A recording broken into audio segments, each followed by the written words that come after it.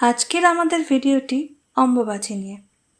2024 সালের অম্বুবাচী কোন দিন থেকে শুরু হচ্ছে এবং কোন দিন শেষ হচ্ছে তা আপনাদের জানাবো, এবং এই দিনগুলিতে কি কি নিয়ম পালন করতে হয় এবং কি একেবারেই করা উচিত না তাও জানাবো এই ভিডিওতে।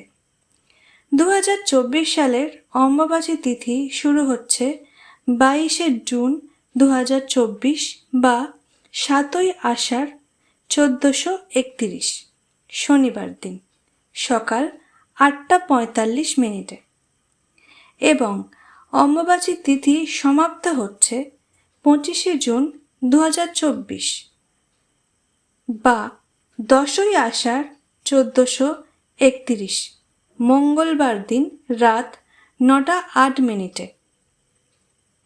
এই অম্বুবাচী তিথির সাথেই কিন্তু আরও একটি শুভ কাজ পড়ে গেছে, তা হলো স্নানযাত্রা। কিন্তু এখন প্রশ্ন এটাই যে অম্বুবাচীর কারণে কি স্নানযাত্রা হবে না? জগন্নাথ দেবের স্নানযাত্রা একটি নিত্যকর্মের মধ্যে পড়ে, তাই এই দিন স্নানযাত্রা করা যাবে।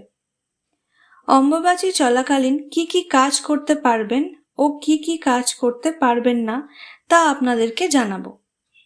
এই দিন আপনারা গৃহ মন্দিরে যে সমস্ত দেব দেবীর আরাধনা করেন, যেমন ধরুন মা লক্ষ্মী, মা সরস্বতী, মা দুর্গা, কালী, মা শীতলা বা মা মনসা, এরকম যে কোনো দেবীর আরাধনা যদি আপনারা করে থাকেন তাহলে আপনাদের লাল কাপড় দিয়ে ঢেকে রাখতে হবে এবং অম্বুবাচী শেষ হওয়ার পর এই সব দেবদেবীর স্থানগুলিকে শুদ্ধ করে দেবীদের স্থাপনা করতে হবে।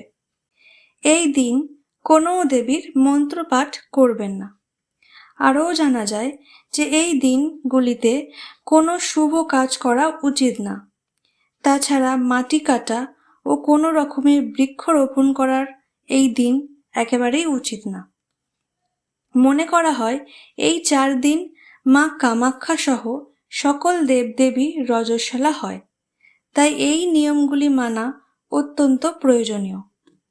মা কামাখ্যার মন্দিরে এই 4 দিন বিশেষভাবে পালন করা হয়। দেবী কামাখ্যা মন্দিরের রহস্য বা অম্বুবাচী সম্বন্ধে বিস্তারিত একটি ভিডিও এই চ্যানেলে আছে, আপনারা চাইলে ভিডিওটি একবার দেখতে পারেন। আমাদের আজকের ভিডিওটি এখানেই শেষ করছি। আপনারা ভালো থাকবেন, সুস্থ থাকবেন।